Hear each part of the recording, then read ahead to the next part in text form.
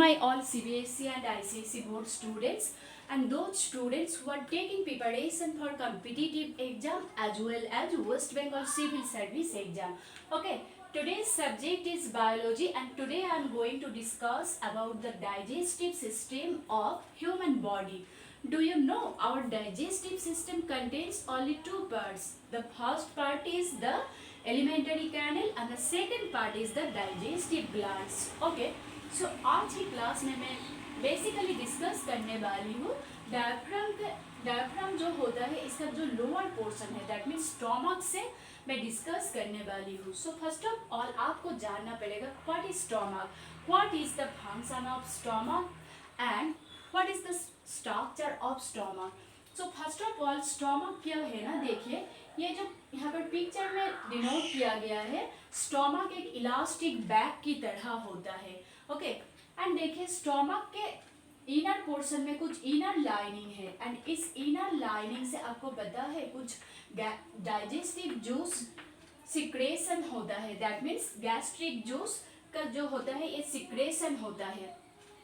अब देखिए आपको जानना पड़ेगा गैस्ट्रिक जूस क्या है. एक्चुअली देखिए गैस्ट्रिक जूस एक कलरलेस जूस है एंड इसका टाइप क्या है, ये एसिडिक टाइप का एक जूस होता है एंड इसमें कुछ सॉल्ट्स प्रेजेंट रहता है एंड वाटर प्रेजेंट रहता है एंड गैस्ट्रिक जूस में हाइड्रोक्लोरिक एसिड प्रेजेंट रहता है और एक एंजाइम प्रेजेंट रहता है जिसका नाम है पेप्सिन. अब देखिए गैस्ट्रिक जूस में जो HCl that means hydrochloric acid present रहता है उसका फंक्शन क्या होता है.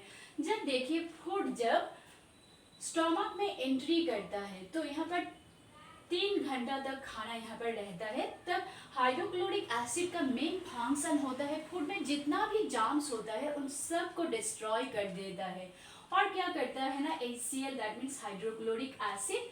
देखिए गैस्ट्रिक जूस में एक इनएक्टिव पेप्सिनोजेन प्रेजेंट रहता है. अब मुझे क्वेश्चन पूछिए what is pepsinogen. Actually pepsinogen होता है एक इनएक्टिव एंजाइम एंड इस पेप्सिनोजेन को एक्टिव करता है कौन ना, हाइड्रोक्लोरिक एसिड. हाइड्रोक्लोरिक एसिड इसको पेप्सिन में कन्वर्ट करता है, तब जाकर पेप्सिन प्रोटीन के ऊपर काम करता है एंड पेप्सिन प्रोटीन को क्या बना देता है ना, पेप्टाइड में कन्वर्ट कर देता है. आगे आपको पता है ये जो पेप्टाइड होता है इसका कितना परसेंटेज हमारा बॉडी एब्जॉर्ब करता है, ओनली 20% हमारा बॉडी एब्जॉर्ब करता है. तो देखिए हमने यहाँ पर गैस्ट्रिक जूस में जो HCl प्रेजेंट है इसका 2 फंक्शन हमने देखा. पहला फंक्शन जो जर्म्स होता है उसको डिस्ट्रॉय कर देता है एंड दूसरा फंक्शन क्या है ना, जो इनएक्टिव पेप्सिनोजेन होता है उसको एक्टिव पेप्सिन में कन्वर्ट करते हैं. ओके मैं नेक्स्ट क्लास में जो स्मॉल इंटेस्टाइन होता है उसके बारे में डिस्कस करूंगी, पर यहाँ पर 2 बोनस पॉइंट्स आपको दे रही हूँ, इसको आप याद रखना. जो एसोफेगस एंड स्टोमक के बीच में जो एक स्फिंक्टर आता है इसको कार्डियक स्फिंक्टर कहा जाता है. ओके एक्चुअली कार्डियक स्फिंक्टर का क्या फंक्शन है ना, जब फूड स्टोमक में प्रेजेंट रहता है तब इस फूड को अपवर्ड डायरेक्शन में जाने में प्रिवेंट कौन करता है ना, cardiac sphincter. Okay and cardiac sphincter का लोकेशन अगर आपसे पूछा जाए तो आप क्या बताओगे. एक्चुअली ये स्टोमक एंड एसोफेगस के बीच में रहता है. ओके नेक्स्ट मूव टू, देखिए इस पोर्शन में अब एकदम बिल्कुल फोकस कीजिए. इस पोर्शन का नाम है पाइलोरिक स्फिंक्टर. एक्चुअली स्टोमक जिस ओपनिंग से स्मॉल इंटेस्टाइन में एंटर करता है उसको कहा जाता है पाइलोरस.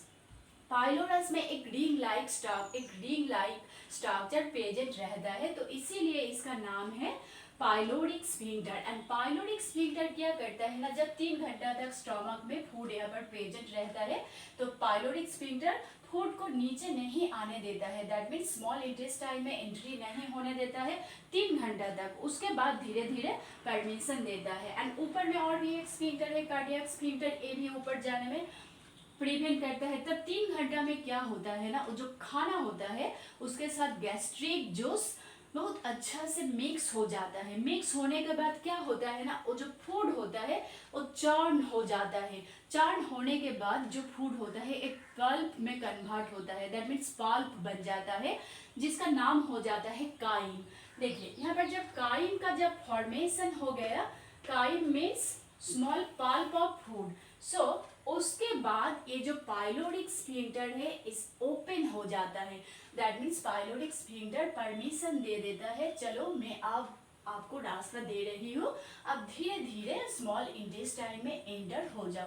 तब जाकर क्या होता है ना, धीरे धीरे काइम पाइलोडिक स्फिंक्टर के बीच से होकर स्मॉल इंटेस्टाइन में एंटर कर जाता है। Okay students, so next class में मैं स्मॉल इंटेस्टाइन के बारे में डिस्कस करूंगी। तब तक के लिए बाय।